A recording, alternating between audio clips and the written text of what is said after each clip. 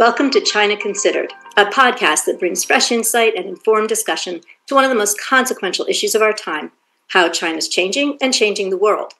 I'm Liz Economy, Hargrove Senior Fellow and co-director of the program on the U.S., China, and the World at the Hoover Institution at Stanford University. Today, I'm delighted to welcome my good friend, Professor David Shambaugh. David is the Gaston Seeger Professor of Asian Studies, Political Science, and International Affairs at George Washington University. He's also the award-winning author or editor of 35 books, including his most recent book that we'll be discussing today, Breaking the Engagement: How China Won and Lost America. David, welcome. Hi, Liz. Good to see you. Be with you. So you've been studying China since the 1970s when you were a college student. That's really before I think China became such a hot topic in international relations or such an important part of the U.S. foreign policy discourse. What drew you to study China at that time? Well, I was an undergraduate at that time at the University of New Mexico in Albuquerque. And I had a little bit of previous exposure to China, you might say, in that my older brother had been in the American Army in Taiwan, and I spent a summer with him, the summer of 1960, in the middle of the height of the Taiwan Straits crisis.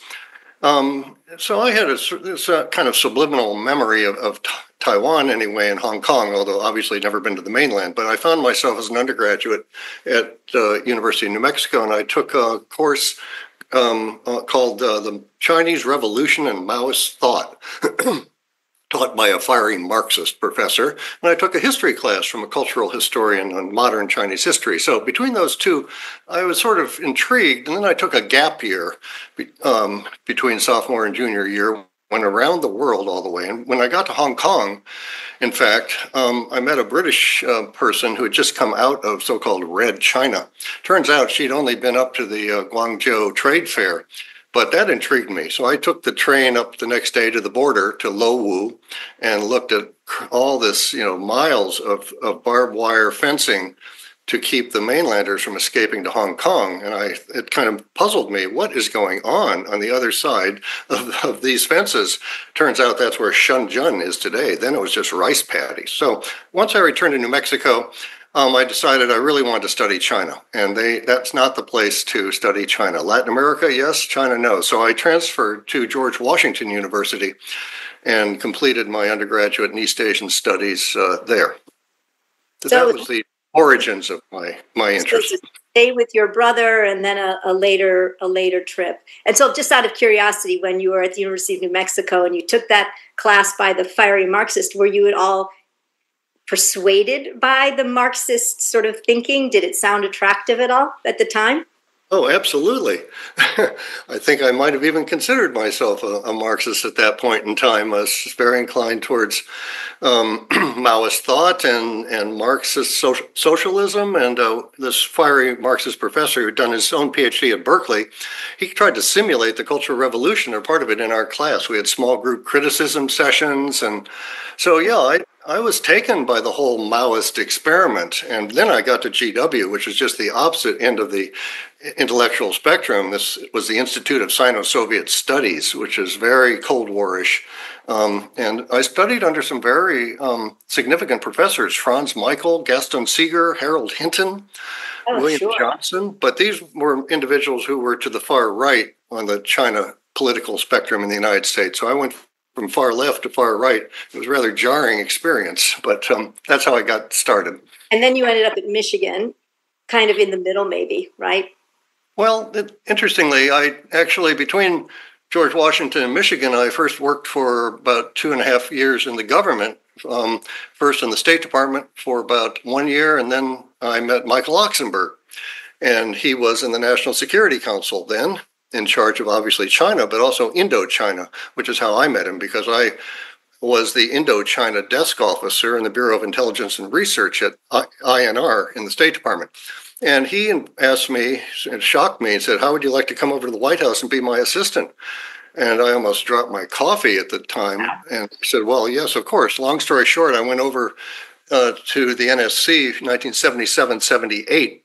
and worked for Mike on a variety of issues, many China-related. In the lead up to normalization, it turned out a lot of the pieces of the moment. Yeah, this is kind of only second to 1972. This is really the pivotal moment in the relationship, and you were there for that, working on this issue. Wow. Yep. A lot of export control work and claims assets and what to do about Taiwan. We were drafting what turned out to be the Taiwan Relations Act. We did a lot of, sort of building block foundational things that would have to be put in place come normalization of relations in 1979. And I stayed there right until January 79. I was on the South Lawn of the White House when Deng Xiaoping came. I met Deng 3 times on that visit. And then I returned to graduate school. I went to Johns Hopkins SAIS for 2 years for an MA while Oxenberg was still in government waiting. He then asked me if I wanted to go out to Michigan to be his student. I said, well, yes, but, he said, I'm not going to be back for 2 years. So long story short, I went to SAIS where one of my immediate classmates and good friends was Nicholas Burns, the most recent American ambassador to China. So Nick and I have been friends for that many years. But then I went to Ann Arbor and started my PhD under Alan Whiting and Mike Oxenberg and others at the University of Michigan. Wow. So, I think it's one of the things, and I want to talk about your most recent book, which is so terrific. I think it's one of the things that comes through in the book is that you've actually lived history. You've lived the history of the U.S.-China relationship, both as a preeminent scholar, but also, in the policy space and through your sort of think tank work. In addition, you've worn many different hats, and I think you brought them all to bear in a really fascinating way in this book. So let's talk about the book a little bit. First, why did you decide to write it? I know there must have been something that impelled you. Written 35 books, written or edited, I guess, 35 books. And I'm sure with each one, there was something that drove you, a question or an issue, something that's made you sit down and say, I've got to get this out. Well, I have been teaching U.S.-China relations for more than 30 years. I have an annual graduate seminar on the subject, and I've been puzzling every year in that seminar with what are the sources of the drivers of this relationship and the sources of the fluctuation in the relationship. This has been anything but a smooth, constant relationship. It's just oscillated wildly from amity to enmity, back to amity to enmity, what the late, great China historian Warren Cohen called the love-hate cycle in U.S.-China relations. So that puzzled me. That was sort of a bigger question, and I've wanted to sort of explore historically. And the first half of the book, which we can get into, is the historical part of the book. Then the other puzzle that I've grappled with is more recent and contemporary. Why, after 4 decades of engagement and entwining of the two societies and governments, over the last decade, why has it unraveled to the point of today? So those were the two kind of motivating questions that animated me to try and tackle this during my sabbatical year. So let me ask how you understand engagement, because different scholars have different understandings of what the United States has meant when it's talked about engagement over the course of the decades that we've sort of had this approach or policy, or people may say it's a strategy. And did you see it change in terms of the definition and the understanding across administrations? Well, it has evolved, but I would say, and I argue in the book, that it's had some core elements across, 8 administrations from Carter through Obama.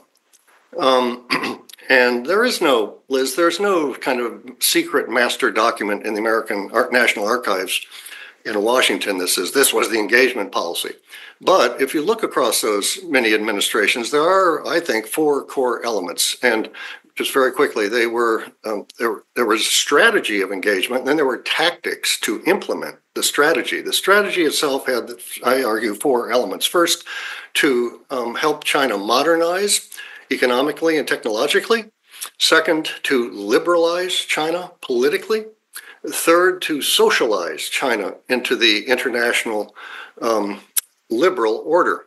To integrate China, which was outside the institutional order. As you know, you've written an enormous amount about that. You wrote a book with Michael Oxenberg called China Joins the World about that very process. anyway, that was the third element. And the fourth element I call engagement as process, where the two sides, governments and elements of society, would exchange with each other. And that's how most people think about engagement, simple exchanges. Well, yes, that was, I would argue, a tactic. But the tactic was to support the first three goals. There were other tactics, too. Marrying the two national governments bureaucratically together, trying to foster civil society in China, trade and investment with China, trying to help China build the rule of law according to sort of Western legal norms, educating Chinese students in the United States in a variety of fields so that they would go back and help modernize their country, but also liberalize their country. So I'd say that was the strategy and some of the tactics that the U.S. has been pursuing really for 40 years until 2017. Okay, but let me just push you a little bit. I mean, was modernizing China the objective in and of itself, or the process the objective, or what did the United States have in its mind if you were to look back across, what various secretaries of state or even presidents talked about when they talked about what it was that we were trying to achieve? I think you sort of came out there toward the end. There was an element of liberalizing the country, right? Liberalizing economically and politically, right? Mm-hmm. And having China, as I think you're suggesting, become what Bob Zoellick talked about, right? A responsible stakeholder in the international system. Some people say it was never the U.S. intent to, have China transform or to move toward democracy. Are you in that camp, or do you think there was that element of it? Well, I very carefully use the word liberalize rather than democratize. And that's very intentional, because I don't think any serious American has ever thought that the Chinese Communist Party was going to democratize as we know democracy.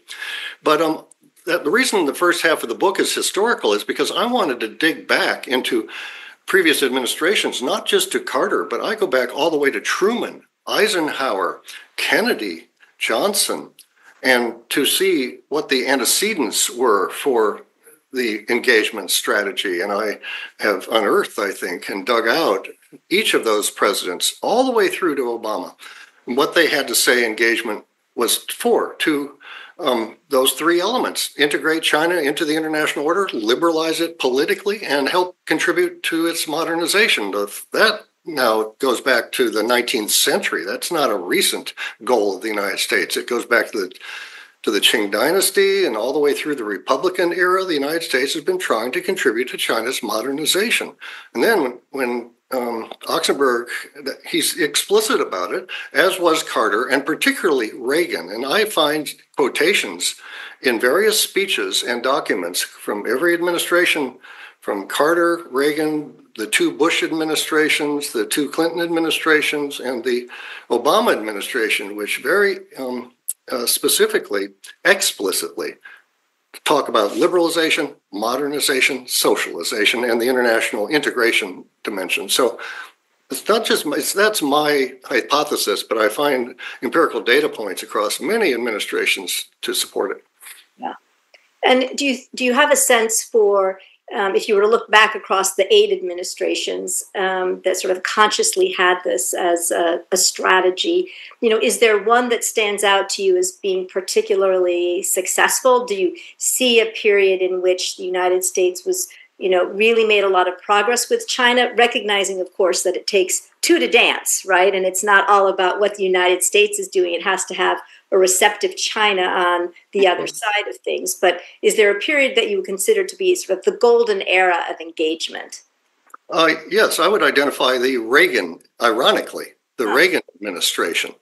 I say ironically because, as we know, Reagan, when he became president, was a stark anti-communist. He campaigned on overturning the normalization of relations with China and restoring diplomatic relations with Taiwan. But after 1 year in office, he was in office from 81 to 89. Those 8 years were the sort of heyday, you might say, the golden era of engagement. And the Reagan administration actually completed what the Carter administration had envisioned, I would argue. They institutionalized the relationship at the governmental and the societal levels. And so all the pieces of engagement were put in place during those 8 years. I think that was a sort of golden era, you might say, of engagement. I remember reading a quotation at one point by Reagan where he said we should simply give our technology to the Chinese, right, to help them develop. And sometimes it makes me laugh, and I think, can you imagine any president today saying something, along those lines? I don't think so.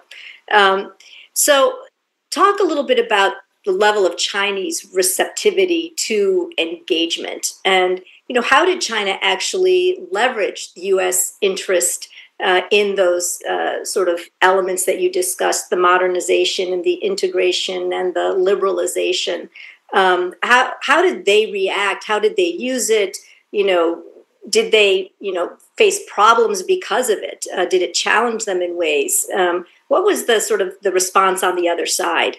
Well, the Chinese, grand strategy, if you will, from Deng onwards, it goes all the way back to the Qing dynasty again, has to be wealthy and powerful. Modernization.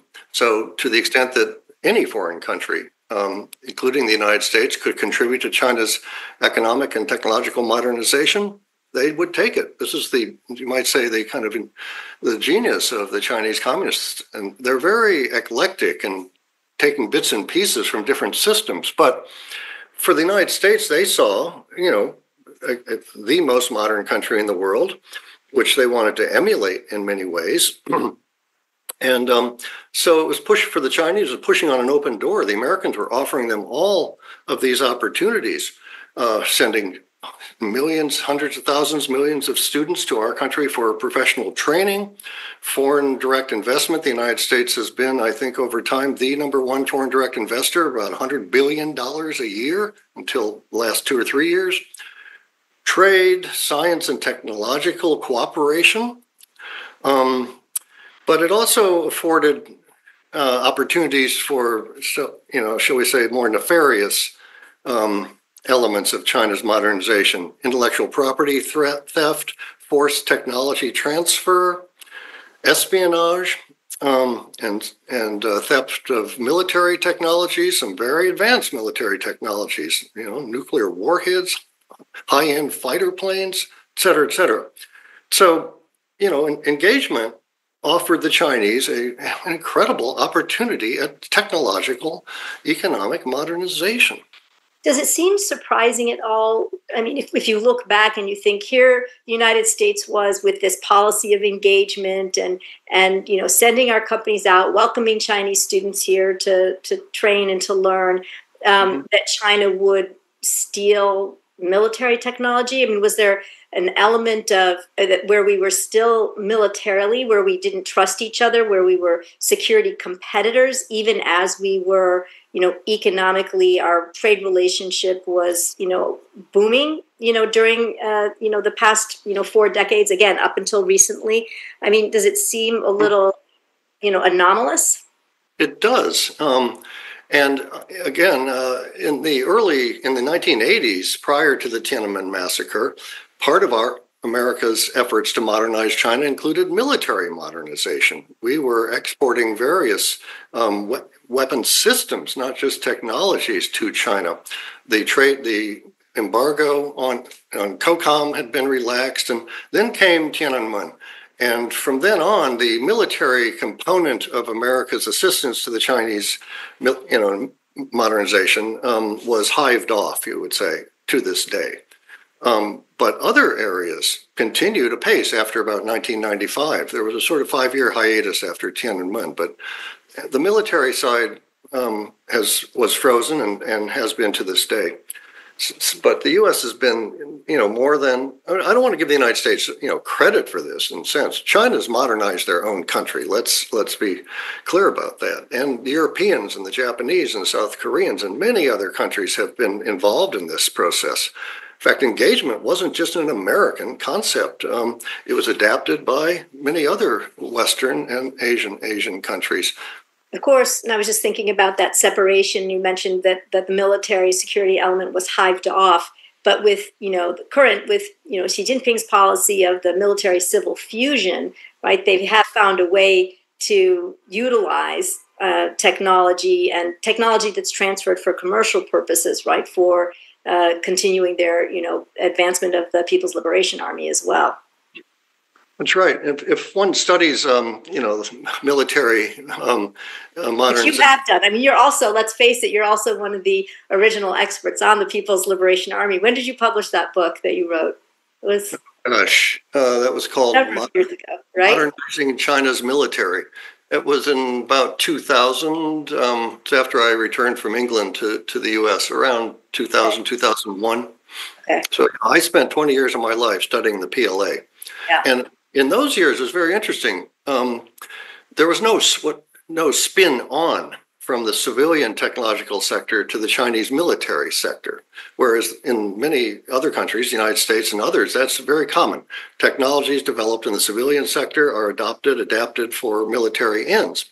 So that was one of the reasons the PLA had such a hard time modernizing. There was no spin off, and there was very little spin on, and there was very little spin off from the military sector. In fact, China's military-industrial complex was very backward in those years. So, but they've only fixed that really in the last decade, and now we see the results. They basically have a self-reliant, independent military-industrial base. They don't even rely on the Russians that much as they used to, and they're becoming a significant supplier to other countries in certain weapon systems. Yeah, and they're out there doing military training with officers from many emerging and middle income economies, and in some respects, emulating what the United States has done, established their first military logistics base right in Djibouti, and they're on, I think, on the cusp.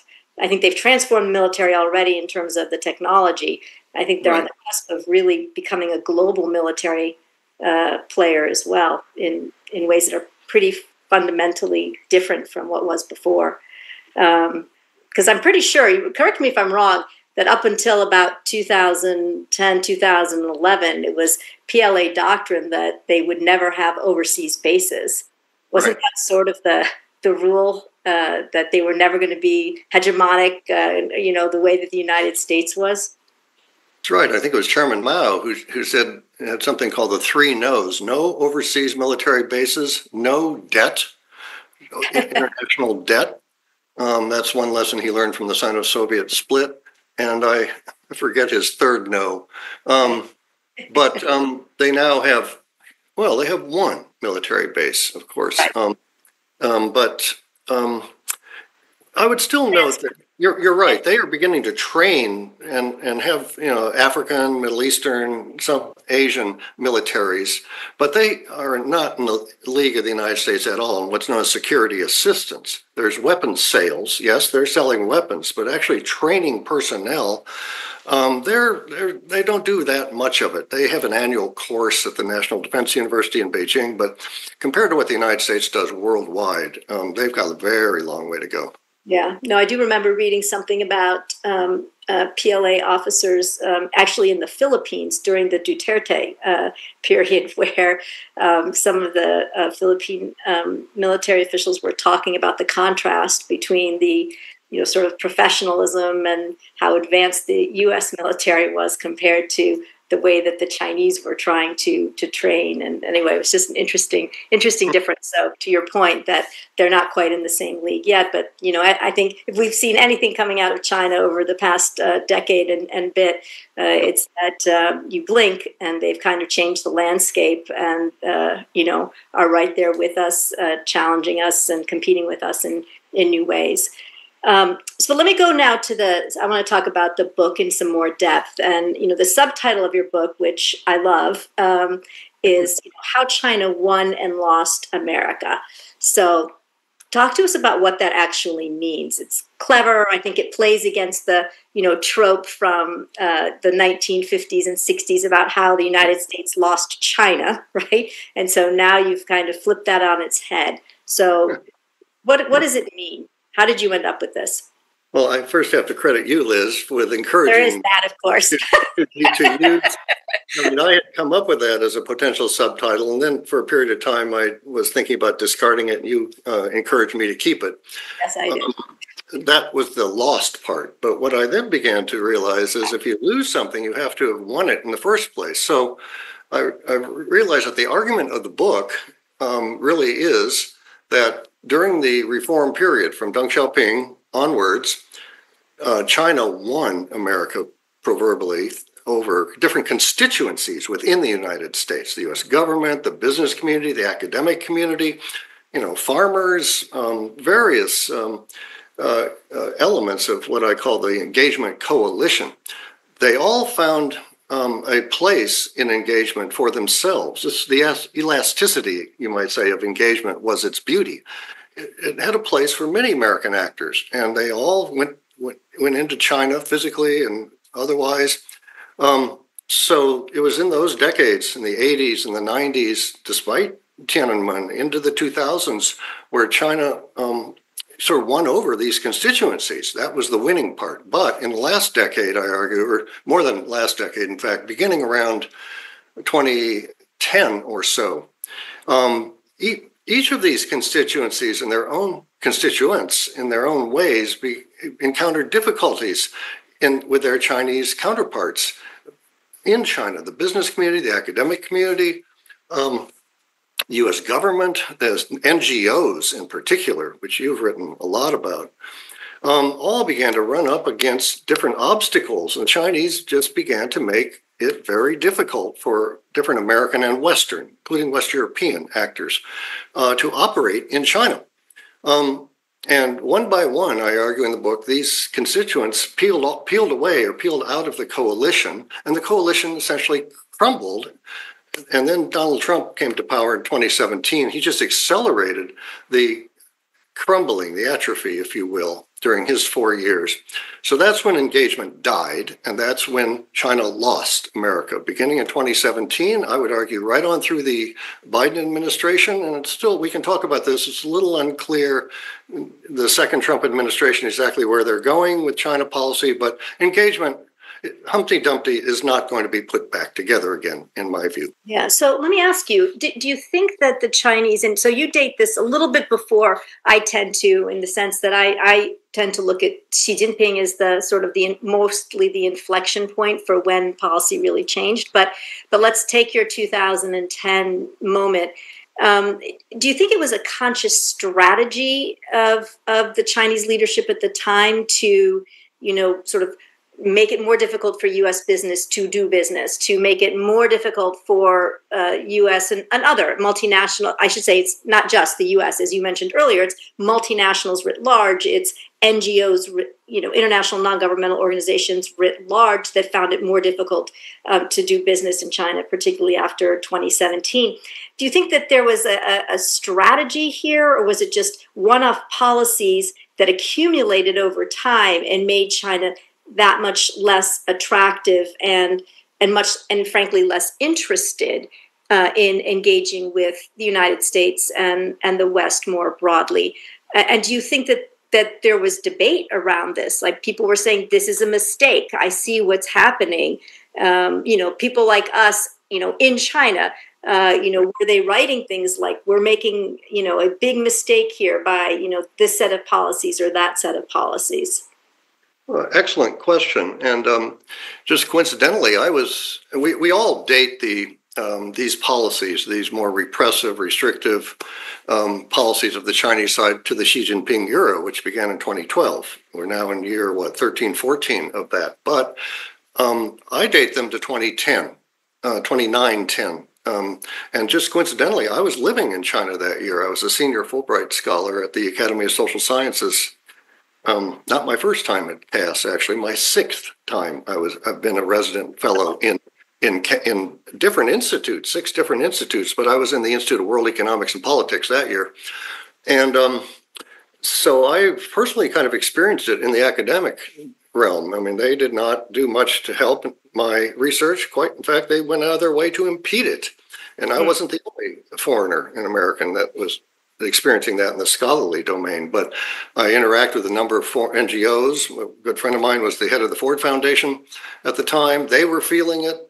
Other NGOs were feeling it. The American business community was beginning to feel increased obstacles and pressures.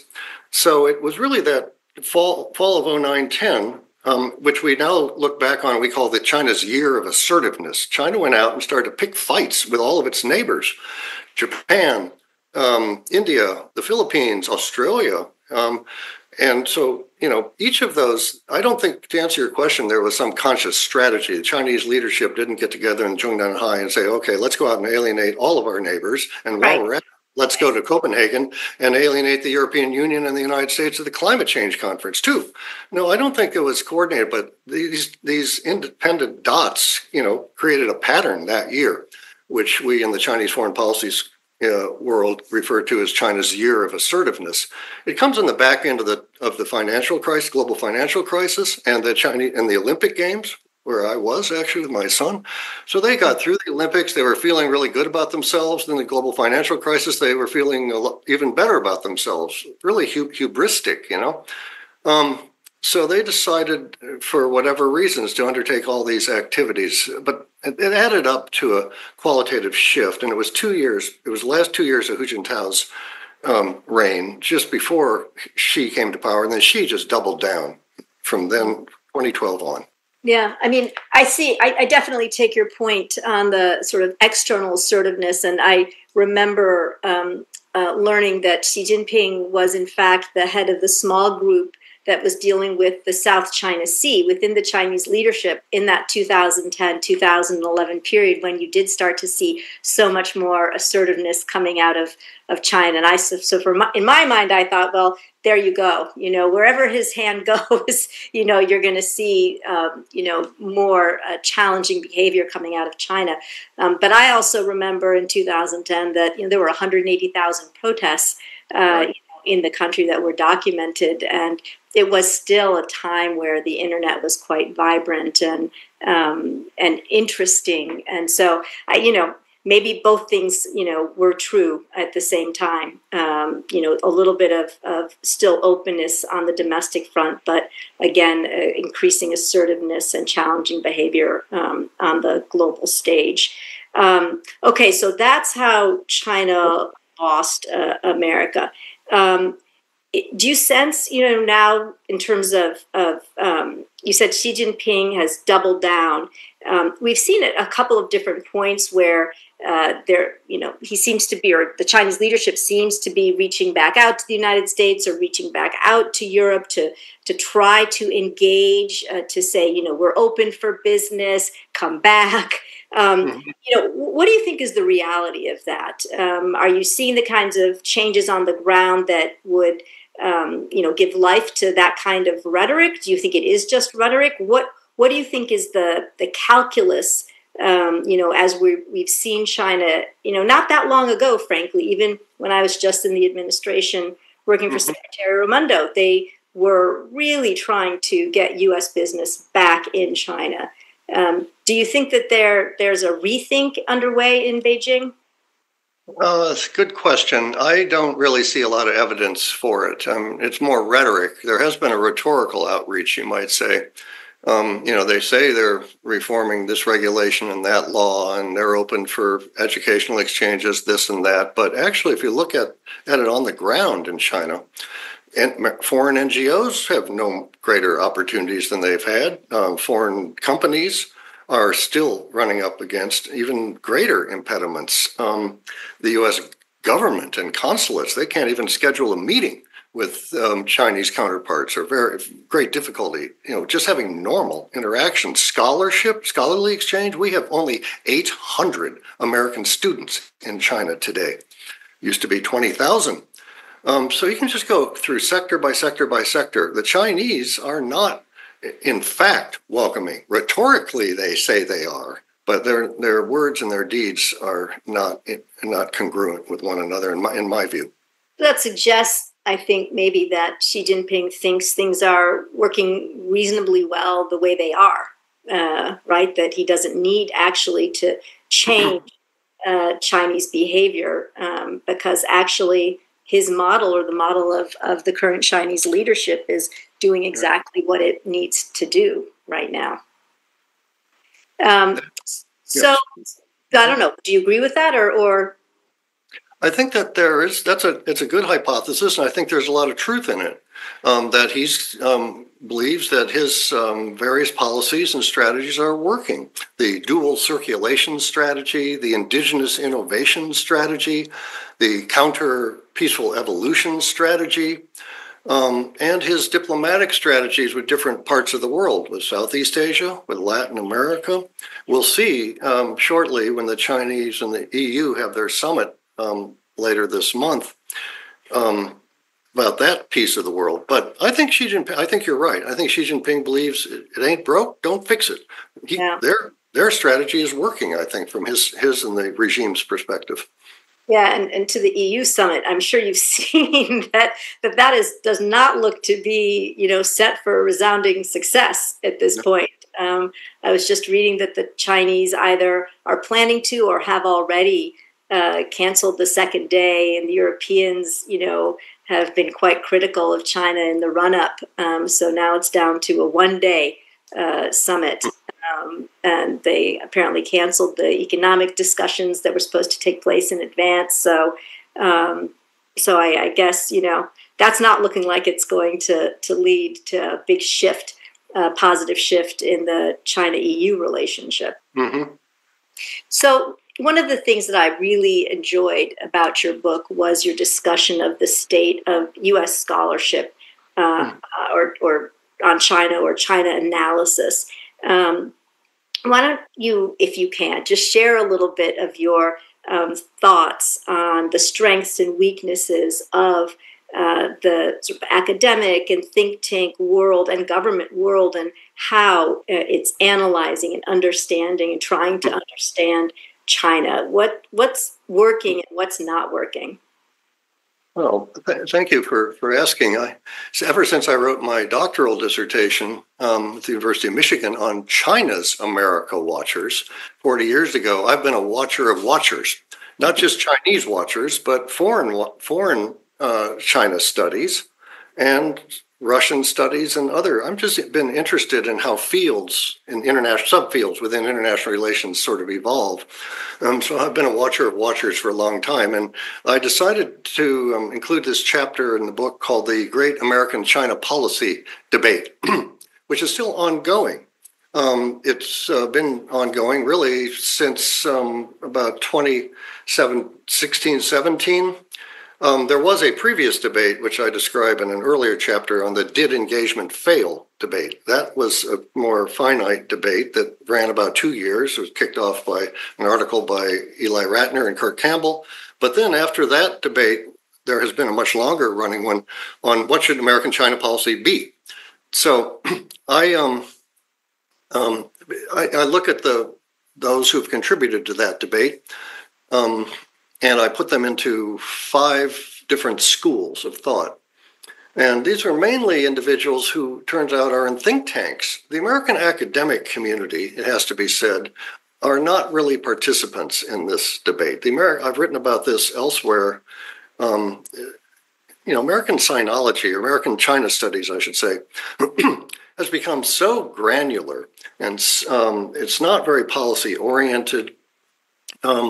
So, save a few individuals, the Academy is not really a participant in the national debate on China policy. It's largely driven by people in think tanks or other private sector organizations. Anyway, I put these authors, and I only look at published materials. That's the empirical basis, not op-eds so much, but substantive articles and books. And I place them into one of 5 schools. Just quickly, let me tick them off for you and those who are listening. The first school I call the stealthy rival school. This is a group of individuals who believe that China has a kind of secret grand strategy to undermine, overtake, and replace the United States as the world's principal power. And for this school, all the dots of China's behavior internationally and domestically connect. And there is this sort of grand plan towards that end. And then I have a second school let's see, I call the comprehensive competition school, in which I would place myself.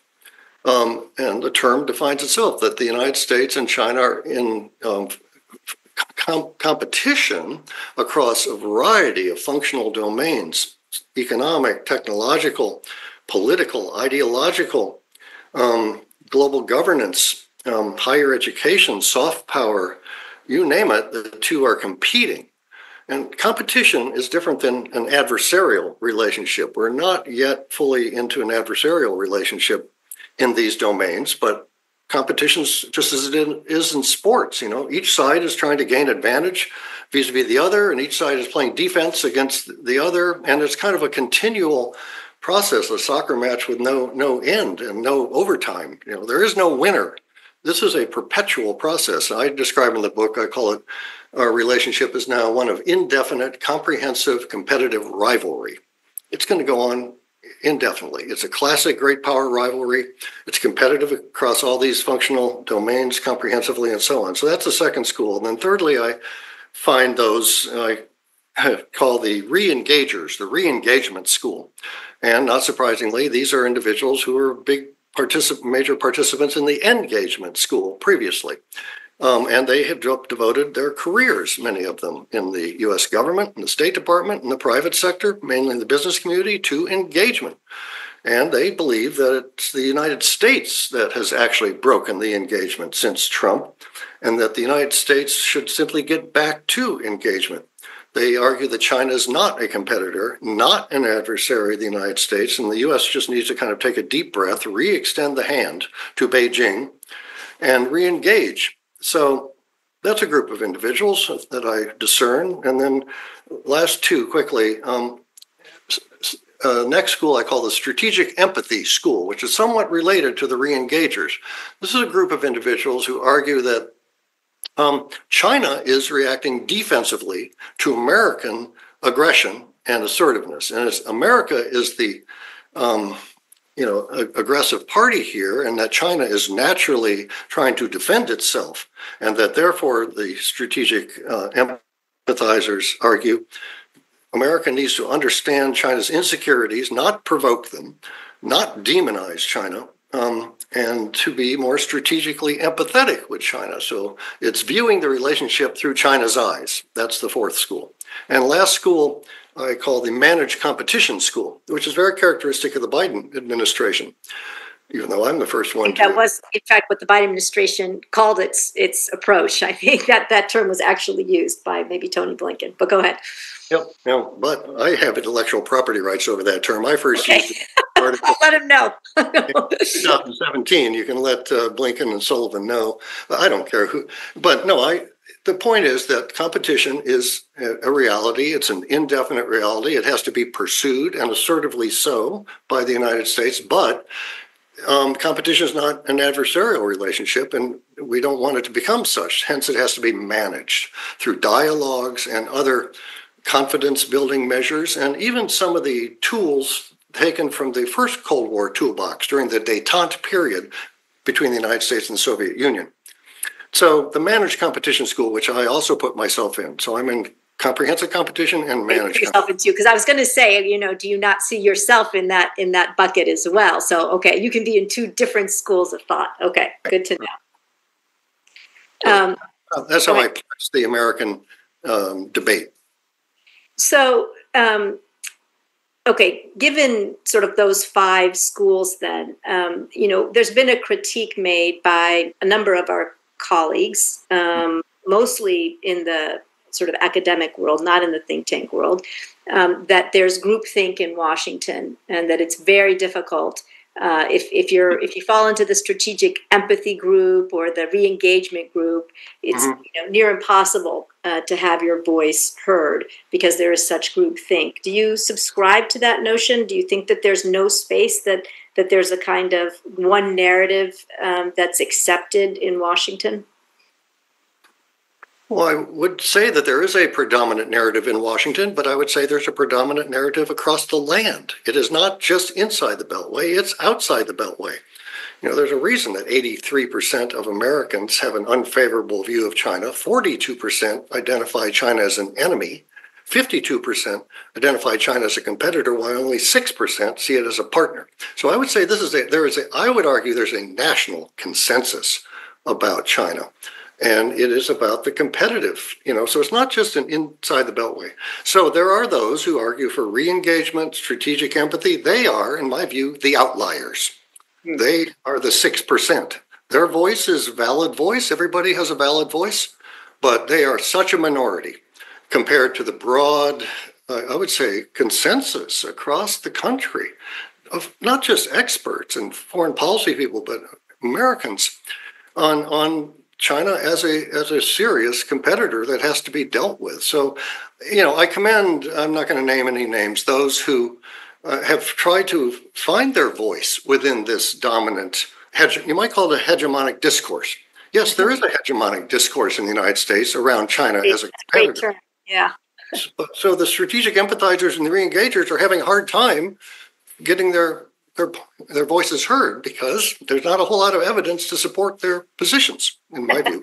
Yeah, that's probably what I would argue as well. So let me just come back for a second, because you put yourself in the two buckets of comprehensive competition and managed competition. I mean, is there a different outcome for the comprehensive competition bucket other than managing that competition? You said there is no winning. So do you end up anyway, if you believe in comprehensive competition, do you end up anyway having to manage that, or is there something different that can come out of it? Well, if it's not managed, then it becomes a fully adversarial, much more zero-sum dynamic. I've thought a lot about this, about competition. I've done a lot of reading into the literature of competition in different fields. But competition is just that. The way I think of it, it's just that. It's not fixed. It's fluid. It's dynamic. Each side, as I say, I love sports, but I see a lot of analogy between teams, right?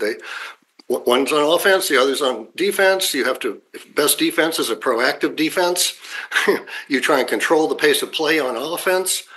So the sports metaphor may be stretched, but there is no winning. As I say, there's no overtime. And this is an indefinite state. And we Americans and others, Europe, and the Chinese, for that matter, have to learn to live with this as the new normal and keep it bounded. That's where the management comes in. Because if we fail at the management, then we really have a Cold War. I don't think we're in a Cold War 2.0. There are some elements, but we're not quite there yet. But competition can indeed bleed into a fully adversarial Cold War, and Cold Wars don't always stay cold. Yeah. Now, I know you mentioned, and you have mentioned that you don't certainly like prognostication, but maybe just a quick assessment then of whether or not the two sides right now are managing the competition well, in your estimation. And if not, what would you say would be needed to get the relationship back in sort of on a more constructive path? Very fair question. We're in a kind of strange hiatus at the moment, I would say, in the first 6 months of the Trump administration, because the administration has yet to unveil and roll out their China strategy, yes, other than their tariff strategy. This has become a single-dimensional relationship. Save a few other data points. Yes, Secretaries of Defense Hegseth and even Secretary of State Rubio have made some hawkish statements that suggest that the relationship is kind of a continuation of Trump 1.0, but it's an odd hiatus period. So I'm not going to say that they're doing things right or wrong yet. They're not managing. There's no management at the moment. Rubio hasn't even met Wang Yi once. Hegseth hasn't met his counterpart. There's the bureaucratic institutionalization dimension. I don't know, I guess is there, except for the trade talks in London and Zurich, where our Secretary of Commerce and Treasury met their counterparts, there's no high-level institutionalized interaction at the societal level. At the military level, there are a few things going on, but this is a very odd kind of period, and it makes me a little nervous. The Trump administration needs to figure out their strategy, unveil it, which as soon as the tariff issue is put behind them, so to speak, whatever they think is acceptable, then they will move on and unveil a much more systematic policy. And it's a question where the management piece of that comes in. We'll have to wait and see. So you're expecting that they will unveil a more comprehensive, more strategic policy? Absolutely. And there are already some indicators of it in, the press guidance that has been given to the spokespersons of the White House, National Security Council, State and Defense Departments, et cetera. Some of the things Rubio has said, some of the things Hegseth has said. There are the components of a more systematic strategy there. Trump himself is the wild card. Yeah. It's, and we can talk about that, but I think we're not, they haven't unveiled their policy, but, I think they're trying to shift various assets to the Indo-Pacific. China is their, kind of the pacing threat, as Hegseth has said, the Secretary of Defense. This is the driver of the Trump administration's international diplomacy, international security policy, commercial policy, et cetera. So they just haven't articulated it yet, but I think that's where they're headed.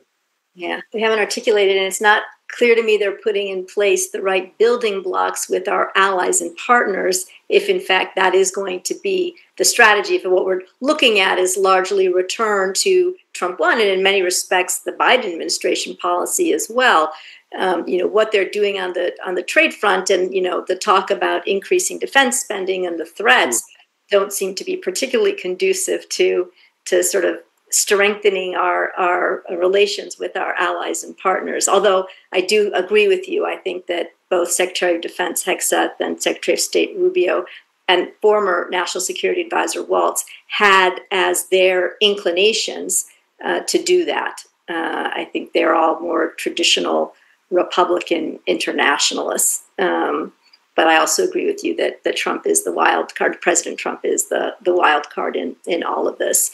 So let me ask you one more, sort of a bigger question, and that is, if you are sitting in China and you have, as you've noted, spent a lot of time in China, a lot of time in the Chinese Academy of Social Sciences, and certainly, meeting with university, professors, I'm sure in Beijing and Shanghai and Guangzhou and elsewhere, if they were to read your book, and I'm sure it probably has already been translated informally into Chinese, I have no doubt at this point there's some bootleg copy, because I'm pretty sure the Beijing Foreign Language Press is not going to be translating it anytime soon, into Chinese.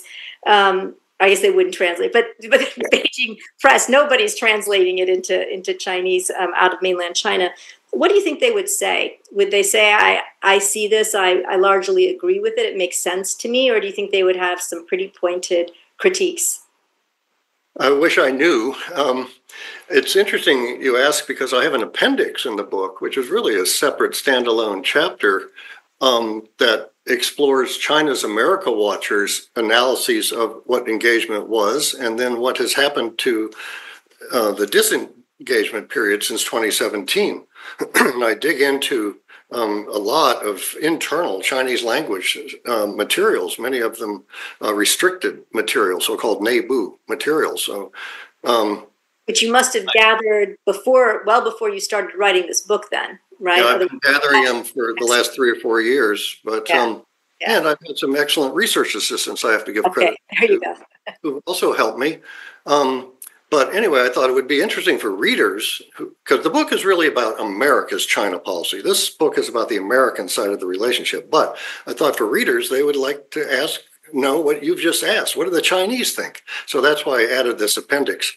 And I find in the writings of these so-called America specialists that they take no acknowledgement, no blame whatsoever for China's role in the deterioration of the relationship over the last decade. It is, as far as they're concerned, 100% the fault of the Americans.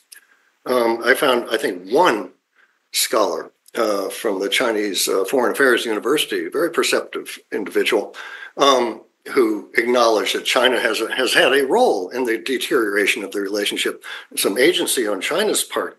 But this is really stunning. This is, I argue in the book, a major intelligence failure on China's part. These so-called America specialists, which again I wrote about in my dissertation 40 years ago, they didn't understand the United States very well then, and I hate to say they still don't, or they can't acknowledge it. They live in a highly censored system. So to be sure, all the data I had, but NABU materials are more honest, you might say. And but even in the NABU materials, there's no acknowledgement of China's agency in the deterioration of the relationship. It's all the American side. So, you know, if they're not reflective, they're not self-critical, and they can't accept any blame on China's side, that's a problem in the relationship. Yeah, that is a problem, because it does take two to tango. And if we ever are going to move the relationship, you know, to get it more back on track in a positive direction, it's going to take some give on both sides and some, I think, nuanced understanding, which, you know, and it's funny, frankly, if you stop to think, because I know you've heard, you know, as I have throughout the years, many, many times, that, you know, while China understands the United States does not understand China nearly as well. But I think what you're suggesting is maybe that's not actually so accurate a statement. Okay, I always end with a couple of really quick rapid fire questions. So 5 of them. First, what's your favorite China book or article that you would like to recommend that people read? Oh, gosh. Well, everything Elizabeth Economy has written. Yeah. Okay, good answer, but let's be real. Go ahead. Well, my favorite book, in all honesty, my favorite China book is by Lucian Pai. It's called The Mandarin and the Cadre. It was published back around 96, 97 or so by the University of Michigan Center for Chinese Studies, the University of Michigan Press, Mandarin and the Cadre. It is the single most insightful book. It's about Chinese political culture. What makes China tick? Why do they behave the way they behave? And it is worth all of our rereading. Great. I agree with you on that one. I think it's fascinating read. What do you think we need to know as a collective, either as you know, scholars and think tank analysts or broader American public? What do we need to know more about China that we don't know? Like, what's missing, you know, that we can't quite seem to get? Well, we don't acknowledge the diversity of China enough in our analyses. There is a kind of natural tendency to speak about a unitary China, which is one of my critiques of American China scholarship, is that it's a bit of a contradiction. We know a lot about, a little, you might say. We know more and more about less and less. There are specialists on every little, small area of Chinese economy, society, technology, religion, so on and so forth. But it's putting the pieces of the puzzle together that I think is the real problem in our analyses of China. What are we missing? Of course, this is a closed, highly opaque Leninist state that prizes secrecy and discipline. It's very hard to penetrate the so-called black box, and that's intentional on their part, and Xi Jinping has made it even harder to penetrate. So there's a lot of questions, but I think our analytical community does pretty well with the data and the availability that we have. We just don't have access to the country in the way we used to before. And that's a problem. And this is, again, not accidental. Xi Jinping and his regime they don't want foreign China specialists snooping around in their country. This is all part of their fear of peaceful evolution or whatever, their xenophobia. So it's very hard to get on the ground granular data. Agreed. Much more difficult now than, ever before. Has there ever been a time when you've just gotten China wrong? Again, knowing that you don't like to prognosticate, but have you ever written an article, or uttered a phrase, and then later you look back and like, oh my God, boy, did I get that wrong? Or maybe not. Sure, there have been many times in my writings and career where I didn't get it right. The phrase that I did not, wasn't mine, was the headline of that Wall Street Journal article, the coming Chinese crack-up. But I think the analysis of that article, I don't disown that. I think it was accurate. It was the incendiary title the Wall Street Journal put on it. That does not count. Somebody else put the title on. That's not an admission of wrongdoing. I'll tell you mine, which was I wrote a piece in Foreign Affairs that sort of argued that Hu Jintao was going to be a political reformer, right? Based on his role at the party school, things that he'd said, written, etc. I wrote that article, and that certainly did not prove to be true. So my own self-critique was precisely about the end of the Hu Jintao era, 2009-10, precisely the fourth plenum of the 16th Party Congress in October of that year, which is a very progressive document. And I said to myself, I was living in Beijing, I thought, great, they're going to continue with these reforms, and then within a matter of months, it just came crashing down and closed up. So I was wrong then. Okay. All right. There you go. That counts. So both of us got something about Hu Jintao wrong. If you were advising the Trump administration, take you back to your Washington days, what one thing would you say you need to do this? You should be doing this now, and you're not. I think they need to take a page out of the first Trump administration, and particularly what Matt Pottinger did, who I have great respect for.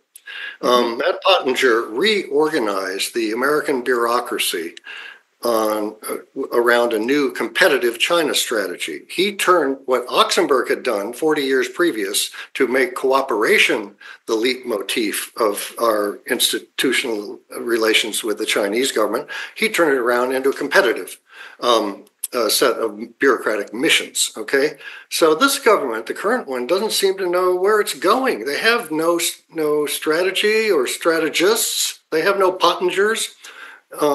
Maybe I'm exaggerating Matt's own role, but they need individuals who understand the American government and can marry a China strategy to a bureaucratic strategy. An interesting point. Okay, last question. President Trump, always seems to want to meet with Xi Jinping, always looking for that meeting, has already made a statement that he's going to be going there. Xi Jinping is going to be coming here. What are the odds that we end up with some new Nixon-Mao breakthrough moment with these two leaders? Oh, goodness. Well, I think actually the possibilities of a head of state meeting between Presidents Trump and Xi is highly likely, and maybe sooner rather than later. But that does not mean, in my view, that there will be a complete reset of the relationship, nor should there be. But the reset would require the Republican Congress, the American people, the people in his administration, Rubio, Hegseth, all the others, they are all wedded to a competition strategy.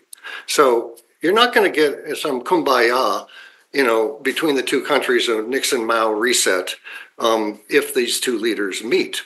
And the Chinese side are girded for a long-term competitive relationship with the United States, too. They're not going to reset their own domestic bureaucracy. So, yeah, we may have the pomp and circumstance, honor guards, one president goes, to Beijing or the other comes to the White House, or both.